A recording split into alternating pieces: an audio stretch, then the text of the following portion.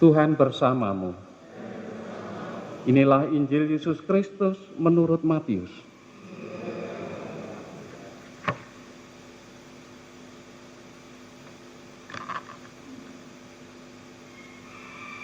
Beginilah silsilah Yesus Kristus, anak Daud, keturunan Abraham. Abraham mendapat anak bernama Ishak. Ishak menurunkan Yakub, Yakub menurunkan Yehuda serta saudara-saudaranya. Yehuda menurunkan Peres dan Zerah dari Tamar menantunya. Peres menurunkan Hesron, Hesron menurunkan Ram, Ram menurunkan Aminadab, Aminadab menurunkan Nahason, Nahason menurunkan Salmon, Salmon menurunkan Boas dari istrinya yang bernama Rahab. Dan Boas menurunkan Obed dari Rut. Obed menurunkan Isai dan Isai menurunkan Daud yang menjadi raja. Daud menurunkan Salomo dari istri Uria. Salomo menurunkan Rehabiam, Rehabiam menurunkan Abia dan Abia menurunkan Asa. Asa menurunkan Yosafat, Yosafat menurunkan Yoram, Yoram menurunkan Uzia, Uzia menurunkan Yotam, Yotam menurunkan Akas, Akas menurunkan Hizkia, Hizkia menurunkan Manase, Manase menurunkan Amon, Amon menurunkan Yosia, Yosia menurunkan Yekonya beserta saudara-saudaranya di waktu pembuangan bangsa Israel di Babel. Dan sesudah waktu pembuangan di Babel itu, Yekonya menurunkan Shealtiel, Shealtiel menurunkan Yerubabel, Yerubabel menurunkan Abihud, Abihud menurunkan Elyakim, Elyakim menurunkan Asor, Asor menurunkan Sadok, Sadok menurunkan Akim, Akim menurunkan Eliud, Eliud menurunkan Eliasar, Eliasar menurunkan Matan, Matan menurunkan Yakub, dan Yakub menurunkan Yusuf suami Maria yang melahirkan Yesus yang disebut Kristus. Demikianlah Injil Tuhan.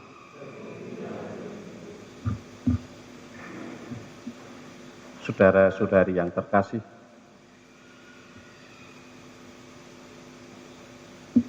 Injil kok isinya hanya nama-nama, silsilahnya. Ada apa di balik silsilah itu? Itu yang penting, bukan nama-namanya. Ini justru menarik ketika Injil ini dibacakan pertama pada misa Vigili Natal, sore menjelang Natal, menjelang malam Natal atau malam Natal. Lalu yang kedua ini, nggak tahu yang berikutnya kapan itu dibacakan lagi. Apa kaitannya dengan Maria? Apalagi dengan kelahiran Maria. Lalu juga bacaan pertama tadi yang diambil dari surat Paulus di Roma. Ini bagi saya pribadi juga menarik. Jadi, kalau gereja pada akhirnya meyakini Maria dikandung tanpa noda, jadi sejak dalam kandungan itu tanpa noda, karena apa? Karena itu sudah dikehendaki oleh Allah.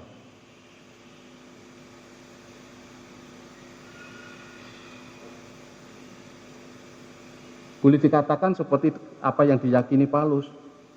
Maria demikian itu sudah ditentukan oleh Allah. Apakah ini takdir? Tidak.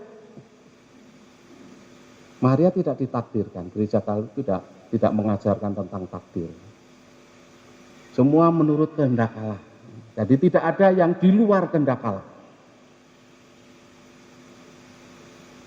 Jadi istilahnya saja yang mungkin agak membingungkan itu ya, takdir itu.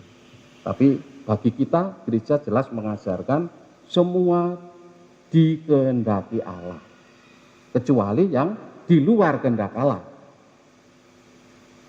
Nah, masalahnya ketika Maria lahir ke bumi, dilahirkan ke dunia, dia tercampur dengan orang-orang, lingkungan, suasana, situasi yang tidak murni. Bahkan tadi, nah ini makna silsilahnya, kita lihat itu. Siapa leluhur Maria? Dari Abraham. Ada 14 keturunan sampai Daud, Daud sampai pembuangan 14 keturunan, 14 keturunan lagi nanti dari pembuangan sampai Yesus Kristus lahir. Dari 14 kali 3 kali tadi itu bukan orang-orang suci semuanya. Yang turun dari surga suci semuanya. Leluhur Maria itu juga ada orang yang berdosa. Bahkan Daud itu orang berdosa. Dia serong dengan istri Uria. Dia membunuh secara tidak langsung Uria. Jadi dia sudah dosa berzina, dosa lagi membunuh. Dosa berat.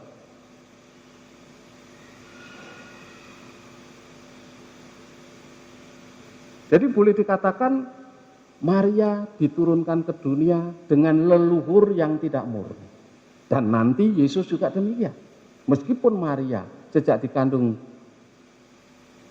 itu tanpa noda dosa, tetapi Yesus lahir ke dunia, punya keturunan, punya leluhur, punya darah yang tidak murni. Nah, ini yang kerap kali orang tidak memahami sehingga seringkali terjadi cap-cap. Oh, kamu anaknya pencuri, anaknya pembunuh, anaknya. Yesus pun juga mestinya harus diperlakukan demikian juga, ya, keturunan pembunuh, keturunan pezina. Tapi apa maksudnya baik Maria maupun Yesus dilahirkan dalam keadaan suci tetapi harus hidup di antara orang berdosa, bahkan diperlakukan sebagai orang berdosa.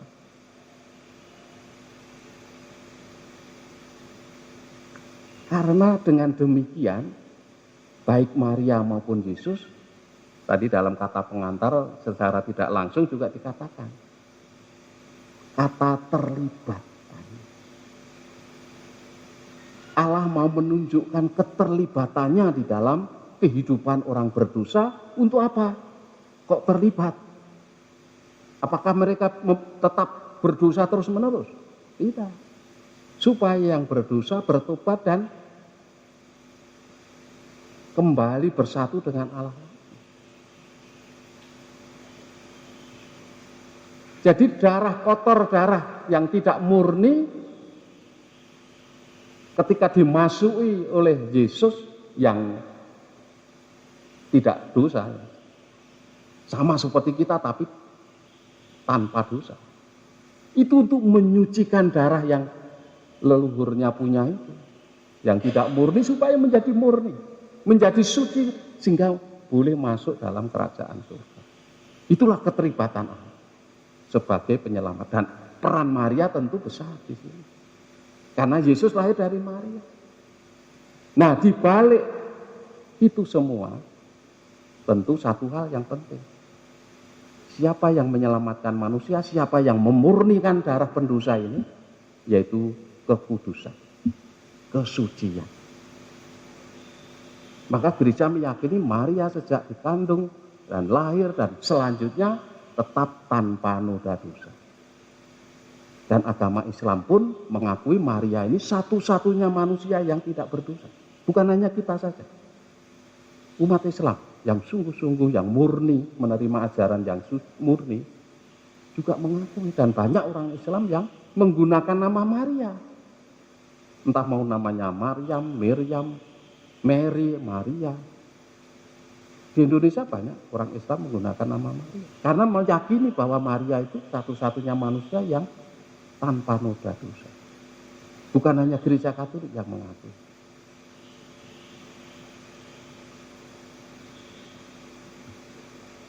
Jadi kembali keterlibatan Allah menjadi nyata. Nah, ini yang harus kita perjuangkan juga dalam kehidupan dewasa ini. Entah mau menyucikan lingkungan kita, keluarga kita, mulai dari diri sendiri, dari keluarga, lingkungan, masyarakat. Entah dalam masa pandemi COVID-19 ini mau terlibat dalam menangani merebaknya virus corona, atau mau terlibat di dalam membantu orang-orang yang berkekurangan, atau yang menderita, atau yang sakit, dan lain sebagainya, atau mau membantu mengirim doa pada mereka yang mati karena COVID-19 ini. Jadi macam-macam keterlibatan. Dan tentu ini kalau dijiwai oleh semangat yang sama, ya, bagaimana Allah menentukan seseorang untuk nantinya ikut terlibat dalam karya Allah sendiri itu. Nah, kita perlu menemukan titik di mana kita merasa dipanggil Tuhan. Tadi dalam bacaan pernah, semua yang ditentukan Allah dari semula dipanggilnya juga. Nah, itu penting. Menemukan titik balik. Kalau dulu belum merasa dipanggil, lalu dipanggilnya itu apa? Kalau saya sejak kecil, ya dulu main-main kayak anak-anak kecil juga, Pak, misa-misaan. Tapi tidak pernah jadi miskinan. Diajak daftar ke seminari, tidak, saya tidak mau belajar bahasa banyak-banyak. Dan sampai sekarang memang tidak banyak bahasa yang satu bahasa itu. Jawa, Indonesia, Inggris pun hanya ya sekedarnya. Tetapi ketika saya sudah pegawai negeri, di situ mulai. Tuhan sudah mulai. Karena apa? Pasti ada maksud juga. Supaya setelah bekerja membantu keluarga dulu, membantu orang tua. Setelah orang tua sudah bebannya ringan, baru ditarik. Nah, dipanggil. Jadi saya masuk Serikat Yesus itu umur 28 tahun. Setelah menjadi pegawai negeri hampir 7 tahun. Dan sempat kuliah juga di Jakarta sambil bekerja pagi. Nah, itu semua pasti ada maksudnya ya. Kenapa? Dan saya juga sejak boleh dikatakan SD. Nah, saya kalau nanti menikah, kalau sudah umur 30 tahun saja. Enggak tahu dari mana ide seperti itu. Kalau tidak ada keterlibatan dari Allah. Supaya jangan cepat-cepat. Orang kan kalau sudah kerja tuh pikirannya hanya mau berkeluarga, nikah. Tapi ini agak tertunda. Sabar. Ternyata Tuhan punya rencana. Di balik menikah setelah umur 30 tahun, ternyata Tuhan sudah menentukan. Nah, maka kalau memang orang yang dipanggil tadi ditentukan, kemudian dipanggil itu betul-betul sejalan dengan rencana kehendak Tuhan, lalu ya enak menjalani imamat itu. Nah, yang penting adalah apa? Semua yang dipanggil diselamatkannya. Nah, ini yang penting bagi saya. Ini yang menghibur dan sekaligus menguatkan. Juga untuk para suster, bapak ibu yang berkeluarga. Sama, Tuhan menghendaki panggilannya itu hidup berkeluarga. Yang sudah ditentukan kamu berkeluarga pada saatnya dipanggil. Untuk diberi kepercayaan. Memelihara keluarga, membesarkan anak cucu dan selanjutnya. Untuk apa ini? Selamat. Menjadi imam ya selamat, berkeluarga ya untuk selamat. Hidup membujang selamanya juga selamat. Tujuannya ke sana. Nah, itulah yang perlu kita kita ikuti jejak karya Tuhan yang nyata itu lewat sejarah orang berdosa, lewat darah pendosa. Ternyata Tuhan sendiri yang berinisiatif, berprakarsa untuk membersihkan darah pendosa itu dengan darahnya sendiri yang nanti juga akan kita persembahkan dalam perayaan itu. Oleh karena itu, pantaslah kita bersyukur kepada Bunda Maria yang telah terlibat dalam karya penyelamatan dengan mau berkenan mengandung, melahirkan, membesarkan Yesus, bahkan menyertai gerejanya sampai akhir hidupnya.